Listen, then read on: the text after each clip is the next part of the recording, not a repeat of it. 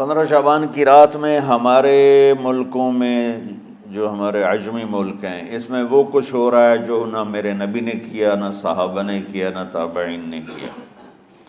عجیب و غریب عبادات گھڑ لی ہیں، عجیب و غریب اس کے اعمال بنا لیے ہیں اپنی طرف سے، اور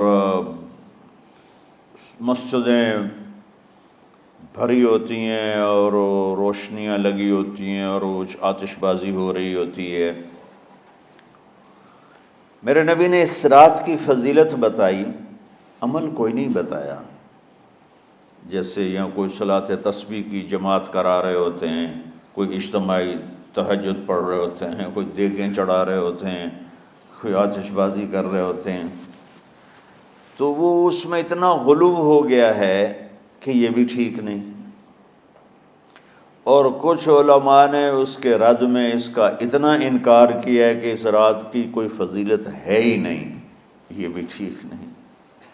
اس بیچ کا راستہ، اس رات کی فضیلت میں جتنی احادیث ہیں وہ ضعیف ہیں، لیکن اتنی کثرت سے ہیں کہ ان سب کا مل کر جمع ہو کر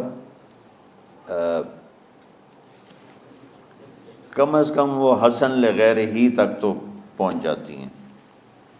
اور ابن عثیمین رحمۃ اللہ علیہ نے بھی یہ لکھا ہے کہ زیادہ سے زیادہ ان احادیث کے مجموعے سے، چونکہ اگرچہ ضعیف ہیں لیکن کافی زیادہ ہیں، تو وہ حسن لغیر ہی تک پہنچ جاتی ہیں۔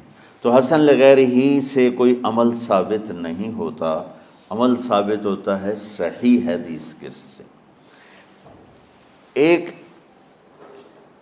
احادیث کی کثرت سے روایات، اور ایک امت کا عمل، کہ امت کا بہت بڑا طبقہ صدیوں سے اس رات کا اہتمام کر رہا ہے، لیکن کچھ عرصہ پہلے تک اہتمام تھا دن میں روزہ رکھنا، رات کو کوئی نوافل پڑھ لینا، کوئی دو چار زیادہ پڑھ لینا، لیکن اب یہ ڈھول تماشے جو اب شروع ہوا ہے، اس کا تو کوئی وجود ہی کوئی نہیں ہے۔ تو اس رات کو اللہ تعالیٰ نے مبارک بنایا، اور حدیث پاک میں آتا ہے کہ اللہ تعالیٰ اس رات میں ساری دنیا کے لوگوں کی بخشش فرماتا ہے، سوائے 5 آدمیوں کے۔ 5 کے سوا سب اہل ایمان کی بخشش ہو جاتی۔ مشرک، المشرک، پہلا مشرک، دوسرا مشاحن، مشاحن کیسے کہتے ہیں؟ دل میں بغض رکھنے والا، کینہ رکھنے والا۔ تیسرا مسبل ازارہ، اپنے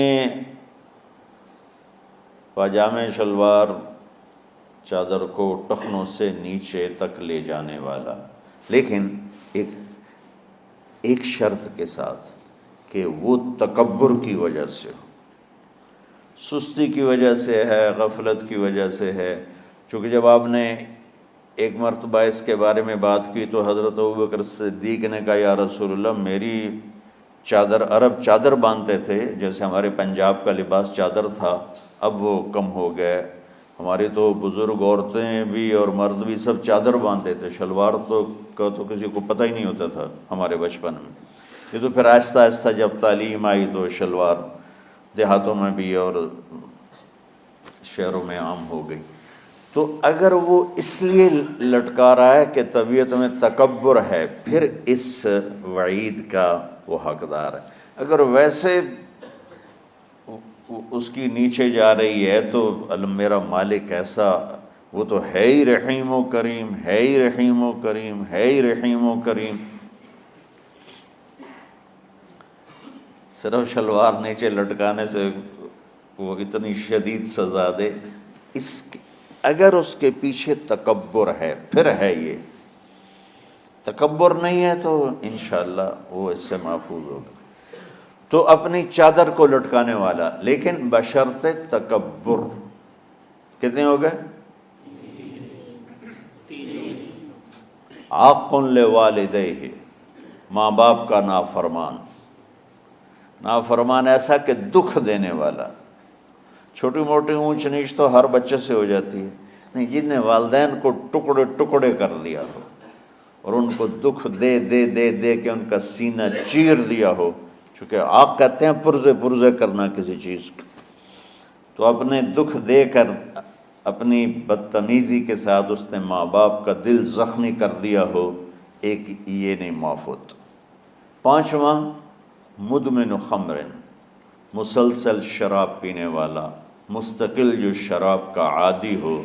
ان 5 کو مؤخر کر دیا جاتا ہے. معافی نہیں ہونے کا مطلب یہ نہیں کہ اللہ تعالیٰ کبھی معاف نہیں کرے گا. معافی نہ ہونے کا مطلب یہ ہے کہ یہ 5 ایسے گناہ ہیں کہ اس کی وجہ سے بخشش رک جاتی ہے. اگر وہ شرک سے نکل آئے، وہ کینہ سے نکل آئے، وہ تکبر سے نکل آئے، وہ والدین کی نافرمانی سے نکل آئے، شراب چھوڑ دے، تو ان کی بھی بخشش ہو جاتی. جب کوئی توبہ کرے گا فوراً بخشش ہو جائے گی. نہ 15 شعبان کی ضرورت ہے، نہ لیلۃ القدر کی ضرورت ہے، نہ بیت اللہ جانے کے ساتھ توبہ کی شرط ہے. جہاں بھی وہ بیٹھ کے توبہ کرے گا، جس لمحے میں کرے گا، اسی وقت اس کی توبہ قبول ہوگی اور اللہ اس کے پچھلے سارے گناہوں کو معاف فرما دے گا. دن کا روزہ، رات کا قیام، زیادہ قیام سے مراد نوافل ہیں. کوئی گھر میں پڑھ لے، کوئی مسجد میں پڑھ لے. نوافل، نفلی عبادات گھر میں ہی افضل ہوتی ہیں. میرے نبی سنتیں ہمیشہ گھر سے پڑھ کے آتے تھے. تہجد اپنے گھر میں پڑھتے تھے، مسجد میں نہیں پڑھتے تھے. سوائے اعتکاف کے آپ اپنے نوافل سنتیں سب گھر میں پڑھتے تھے اور مسجد میں صرف فرض آ کے ادا فرماتے تھے. اور اس کے بعد بیٹھنا ہوتا تھا تو بیٹھ جاتے تھے، اٹھنا ہوتا تھا تو اٹھ جاتے تھے. تو اعتدال اللہ کو ہر چیز میں پسند ہے. دنیا جو مختصر ہے اس میں کیسے پسند نہیں ہوگا؟ آخرت جیسے معاملے میں بھی اللہ ہم سے کہہ رہا ہے اعتدال، امتن وسطا. ایسے عیسائیوں کی طرح ترک دنیا بھی نہ کرو، یہودیوں کی طرح دنیا کے پیچھے نہ پڑ جاؤ.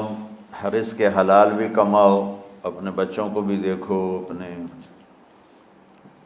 فرائض کو بھی دیکھو جو دنیاوی ہیں، اور اللہ سے بھی اپنا معاملہ ٹھیک کرو اور درست کرو.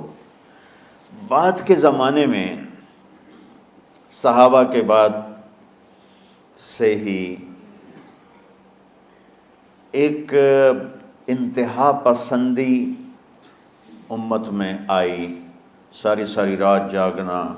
فلاں بزرگ تھے، وہ رسے سے اپنے بالوں کو باندھ لیتے تھے کہ نماز پڑھتے پڑھتے جب نیند آئے اور جھٹکا لگے تو رسے سے بندھے ہوئے بالوں سے اس جھٹکے سے تکلیف ہو اور ان کی آنکھ کھل جائے اور پھر نفلوں میں شروع ہو جائے.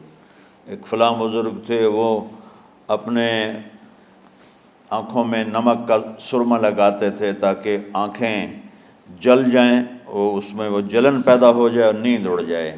یہ ایسے واقعات بھرے پڑے ہیں. فلاں بزرگ تھے، انہوں نے 30 سال عشاء کے وضو سے فجر کی نماز ادا کی. یہ اپنی جگہ پہ بزرگی ہے، لیکن یہ بھائیوں یہ دین ہم پیش نہیں کر سکتے.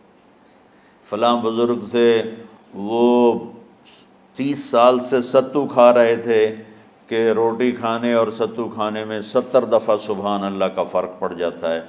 تو روٹی کھائیں تو 70 دفعہ سبحان اللہ کم کہہ سکتے ہیں، اور ستو کھائیں تو 70 دفعہ سبحان اللہ زیادہ کہہ سکتے ہیں.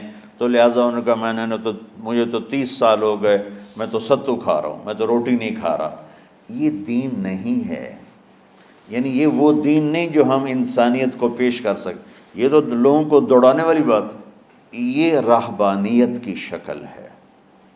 یہ وہ دین نہیں جو ہم لوگوں کو پیش کریں گے تو وہ کہیں گے واہ واہ واہ واہ کیا دین ہے بھائی، قبول کرو. یہ ایک قسم کا غلو آیا. میں ایک حدیث سناتا ہوں، بخاری شریف میں بھی ہے، مجھے اب ہر شے بھول گئی، لیکن وہ ہے نہی الغلو. اس طرح کر کے آپ لوگ زیادہ جانتے ہوں گے جو پڑھ رہے ہیں کہ غلو سے نہیں. حدیث آپ کو سب کو یاد ہوگی کہ 3 صحابہ آئے اللہ کے نبی کے گھر اور پوچھا کہ اللہ کے نبی رات کیسے گزارتے ہیں؟ تو گھر والوں نے کہا سوتے بھی ہیں، جاگتے بھی ہیں، کھاتے بھی ہیں۔ تو وہ تینوں آپس میں کہنے لگے وہ تو نبی ہیں، سوئیں بھی تو کوئی بات نہیں، اور شادی ہے کوئی بات نہیں، ہم تو نبی نہیں، ہمیں تو کچھ کرنا چاہیے۔ ایک نے کہا کہ میں ساری زندگی روزہ نہیں چھوڑوں گا، ایک نے کہا کہ میں ساری زندگی سوؤں گا نہیں، ایک نے کہا میں ساری زندگی شادی نہیں کروں گا۔ تو دیکھنے میں تو واہ واہ کیا بڑی بزرگی ہے بھائی، بڑے بزرگ ہیں۔ ہمارے نبی کو پتہ چلا آپ نے تینوں کو بلا لیا، کہا تم مجھ سے زیادہ اللہ سے ڈرنے والے ہو، میں تم سے انا اتقاکم یا اخشاکم، الفاظ آپ لوگوں کو زیادہ یاد ہوں گے لیکن مفہوم میں صحیح پیش کر رہا ہوں۔ آپ نے کہا میں تم سے زیادہ اللہ کو جانتا ہوں، تم سے زیادہ اللہ سے ڈرتا ہوں، میں سوتا بھی ہوں، میں کھاتا بھی ہوں، میں روزے بھی رکھتا ہوں، میں چھوڑ بھی دیتا ہوں، میری بیویاں بھی ہیں، میں اپنی بیویوں کے پاس بھی جاتا ہوں۔ تم دین میں غلو سے بچو، پہلے امتوں کو ہلاک کر دیا دین میں غلو۔ دنیا میں غلو یعنی انتہا پسندی، ایکسٹریمسٹ ہونا، دنیا ہو یا دین ہو، دونوں میں اعتدال